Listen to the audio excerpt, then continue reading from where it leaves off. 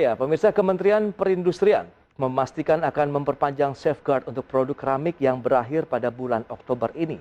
Hal ini guna melindungi industri keramik nasional yang terus digempur oleh keramik impor, khususnya dari China. Menteri Perindustrian Agus Gumiwang Kartasasmita memastikan pemerintah akan memperpanjang kebijakan safeguard ubin keramik yang masa berlakunya akan selesai di bulan Oktober 2021. Kementerian Perindustrian tengah menyiapkan instrumen untuk mendukung industri keramik dalam negeri, termasuk upaya untuk mengatasi persoalan impor yang masih sangat besar. Agus menambahkan persoalan impor produk keramik akan terselesaikan bila dibarengi dengan upaya mengoptimalkan pasar dalam negeri oleh produk-produk industri dalam negeri. Salah satunya melalui pembelian untuk penggunaan secara individu maupun korporasi, terlebih produk keramik nasional mempunyai nilai tingkat komponen dalam negeri hingga 85%. Ekspor ubin keramik meningkat sebesar 17% pada tahun 2020 dibandingkan pada tahun 2019 year on year. Ini memperhatikan dengan dalam negeri dan pasar ekspor yang telah mulai meningkat. Beberapa produsen keramik yang baru saja tadi kami temui di pameran ini pada kurun waktu Januari sampai Mei ada kenaikan importasi keramik sebesar 23%. Sementara itu besaran bea masuk tindakan pengamanan BMTP atau safeguard produk keramik pada periode kedua hampir dapat dipastikan bakal turun sebab menyesuaikan dengan aturan World Trade Organization atau WTO.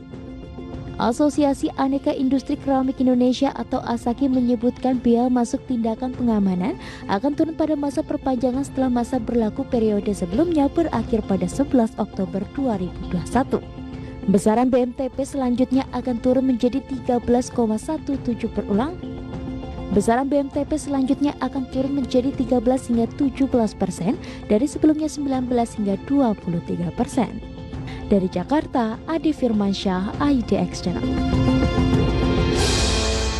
Baik, pemirsa, untuk membahasnya lebih dalam, kita sudah tersambung melalui Zoom bersama dengan Bapak Edi Suryanto. Beliau adalah Ketua Umum ASAKI atau Asosiasi Aneka Industri Keramik Indonesia. Ya, halo, selamat pagi Pak Edi. Selamat pagi Mas Pras, salam sehat selalu. Ya, salam sehat juga Pak. Kita akan langsung saja mereview begitu. Kita tahu kebijakan safeguard ini menjadi salah satu juga benteng pertahanan dari industri keramik salah satunya di Indonesia. Dan ini sudah habis masa berlakunya pada tanggal 11 Oktober kemarin. Nah, mungkin bisa dijelaskan lebih lanjut nih, bagaimana dengan kelanjutan dari program safeguard tadi? Oke, terima kasih Mas Pras. Sampai posisi pagi ini dari kami ASAKI belum menerima informasi atau menerima PMK perpanjangan safeguard ya sampai pagi ini. Nah, ini tentu cukup kita sayangkan. Padahal dari kami Asosiasi Aneka Industri Keramik Indonesia sudah mengantisipasi dari jauh hari. Dari awal April kami sudah mengirimkan surat permohonan perpanjangan safeguard kepada KPPI dan kami menghargai gerak cepat dari KPPI. Mulai awal Mei mereka sudah mengumumkan dimulainya penyelidikan perpanjangan safeguard dan ini berlanjut terus di akhir Mei sudah mulai public hearing dan yang kami ketahui di pertengahan Juni kalau tidak salah kami sudah dimulai pembahasan rapat kepentingan nasional dan yang terakhir kami dapat informasi bahwa di bulan Agustus, akhir Agustus dari Kementerian Perdagangan ini sudah mengirimkan surat yaitu persetujuan perpanjangan safeguard kepada Menteri Keuangan. Namun sampai hari ini kita melihat belum ditandatangani. Ini cukup kita sayangkan ya. Okay. Karena satu kita melihat bahwa pada saat Oktober 2020 di mana safeguard dengan BMTP-nya mulai turun ke 19%, angka impor ini sudah melonjak drastis. Okay. Per posisi Agustus ini sudah meningkat sampai 47%, Mas Pras. Jadi bisa kita bayangkan dengan terlambatnya perpanjangan ini berarti BMTP ini akan dari yang tadinya 17% akan sisa tinggal 5%. Nah, ini yang kita khawatirkan bahwa ini akan semakin banyak lagi produk impor ini akan masuk dan ini tentu akan membahayakan industri keramik dalam negeri. Di samping itu juga yang kita sayangkan tentunya juga ada potensi ya penerimaan negara yang tadinya BNTP 23%, 19%, 17%, selama ini belum diperpanjang turun ke 5. Kalau kita bandingkan aja dengan rata-rata impor sebulan hampir 500 miliar ya. Oke. Ini artinya kan ada potensi nih penurunan penerimaan negara sekitar 80 sampai 90 M per bulan ya.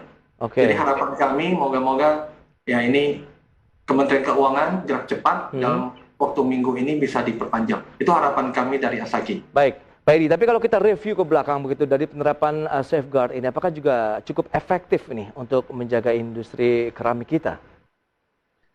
Kami yakin bahwa safeguard itu harusnya menjadi salah satu instrumen ya yang efektif untuk mengendalikan dan mengurangi angka impor. Oke. Tapi dengan catatan, dengan besaran BMTP-nya yang efektif dan ideal. Makanya pada awal kami di tahun 2018, pada saat kami mengajukan safeguard, dari Asaki kami mengusulkan itu BMTP di atas 35%. Range-nya 30 sampai 35.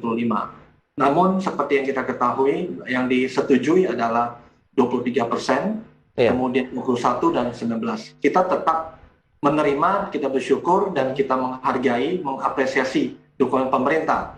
Nah, awal daripada penerapan safeguard, kita melihat 2 bulan, 3 bulan pertama cukup efektif ya. Angka impor secara tren menurun, ini berdampak kepada kenaikan harga produk impor di dalam negeri, di pasar domestik. Ini awal sangat kita apresiasi, kita cukup senang saat itu. Namun tidak lama berselang, kita menghadapi, kalau saya boleh sampaikan, quote-unquote ini unfair trend ini.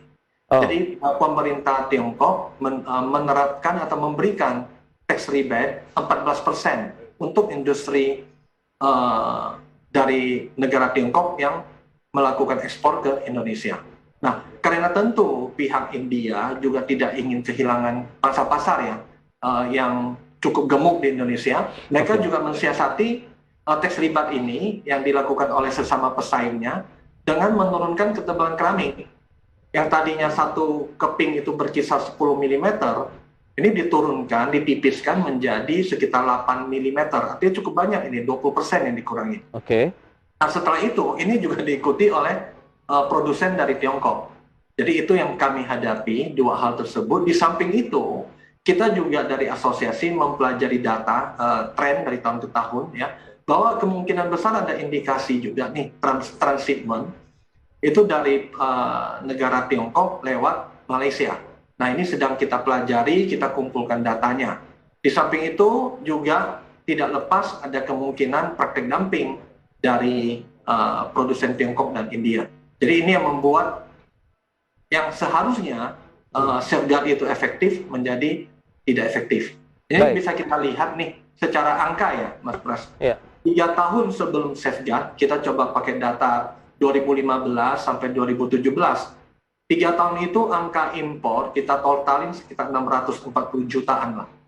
2018 sampai 2020 pada saat penerapan safeguard, tapi karena tadi ada unfair trade itu, angkanya malah meningkat menjadi 860 juta US dollar. Artinya ini ada peningkatan yang cukup besar, di atas 30%. Baik. Nah,